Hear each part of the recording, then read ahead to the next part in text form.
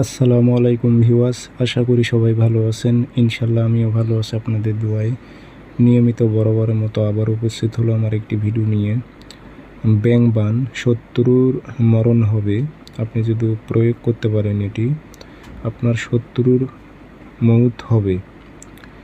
এটি খুব পাওয়ারফুল শিপলি তাবিজ, শিপলির মতো। এটার যিনি জিন্নাত আছে উনি অনেক শক্তিশালী এবং খারাপ, বুকে চাপ দিয়ে বসে। তো এটি ব্যাং বান, তো বুঝে শুনে প্রয়োগ করবেন।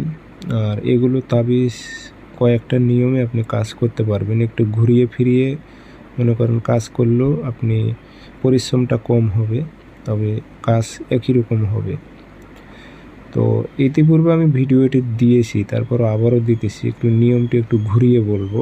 যদিও এর আগের ভিডিও দিয়েছি, যাদের কষ্টটা বেশি হচ্ছে, ঝামেলা হচ্ছে, তারা এই নিয়মে করতে পারবেন, এতেও কাজ হবে।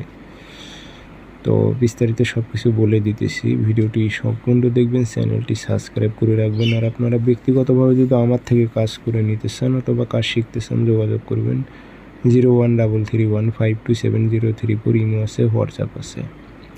তো এটা কাপড়ের ওপর লিখেও কাজ করতে পারবেন। কাপড়ের কাপড় তো সহজে আপনারা পাবেন না, যাই হোক। তো আমরা তান্ত্রিক, আমরা সংগ্রহ করে রাখি।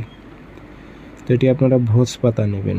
ভোজ পাতা নিয়ে যে কোনো কলমের সাহায্যে আপনি লিখবেন। এটি লিখার পর নিচে ফালাবিন লেখা আছে, শত্রুর নাম, শত্রু বাবার নাম, উদ্দেশ্য লিখে দেবেন। দিয়ে এটাতে আগরবাতির ধোয়া দিবেন। দিয়ে একটা ছোটো পোল্ট্রি করে ব্যাং ধরবেন, পানিতে থাকা যে কোনো একটা ব্যাং ধরবেন। ধরে ব্যাঙের মুখের মধ্যে এটি দিয়ে সেলাই করে দিয়ে পুরাতন কবরে এটি ব্যাংটি গেড়ে দিয়ে চলে আসবেন।